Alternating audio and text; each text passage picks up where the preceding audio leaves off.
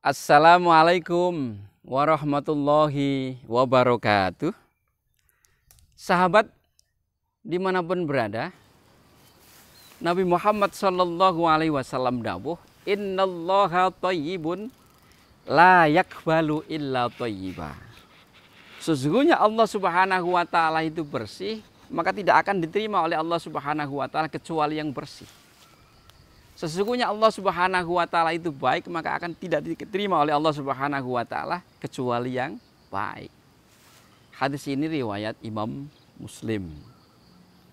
Para ulama menegaskan kepada kita agar amal kita itu diterima oleh Allah Subhanahu Wa Taala, maka makanan kita harus benar-benar dijaga.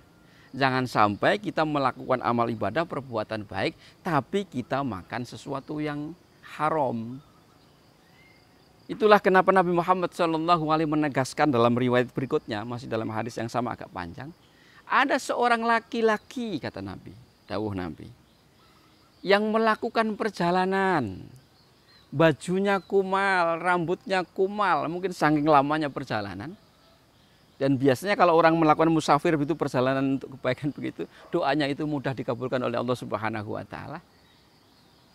Kata Nabi, dawuh Nabi, laki-laki itu mengangkat tangannya, berdoa kepada Allah dan berkata, Ya Rob, Ya Rob, Ya Rob.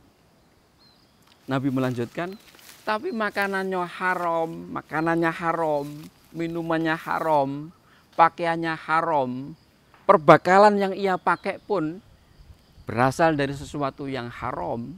Dawuh Nabi, mana mungkin doanya dikabulkan oleh Allah Subhanahu Wa Taala. Sahabat dimanapun berada, hendaknya apa yang kita makan, apa yang kita peroleh, apa yang kita pakai ini mestinya berasal dari sesuatu yang halal semua, agar amal-amal ibadah kita diterima oleh Allah Subhanahu Wa Taala. Sa'ad bin Abi Waqqas, sahabat Nabi Muhammad Sallallahu Alaihi Wasallam, menemui Nabi Muhammad Sallallahu Alaihi Wasallam dan memohon kepada Nabi, wahai Nabi, doakan aku kepada Allah Subhanahu Wa Taala agar kalau aku berdoa, doaku selalu dikabulkan oleh Allah Subhanahu Wa Taala. Apa jawab Nabi Muhammad Sallallahu Alaihi Wasallam?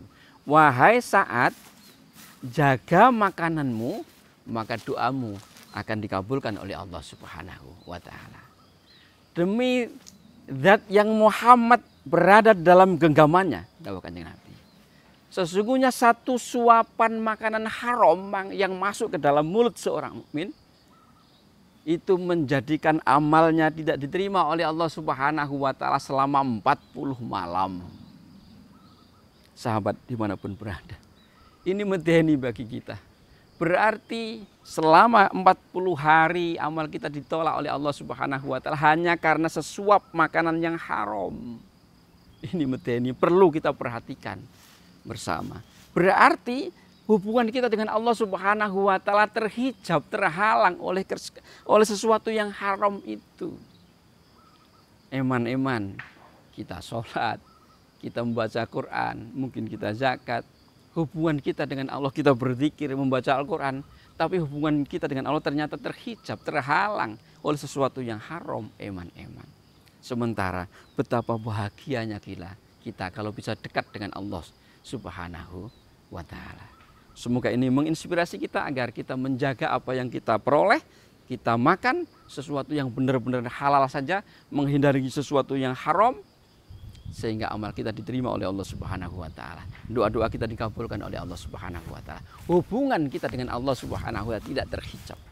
Betapa bahagianya kita kalau hubungan kita dengan Allah Subhanahu Wa Taala dekat.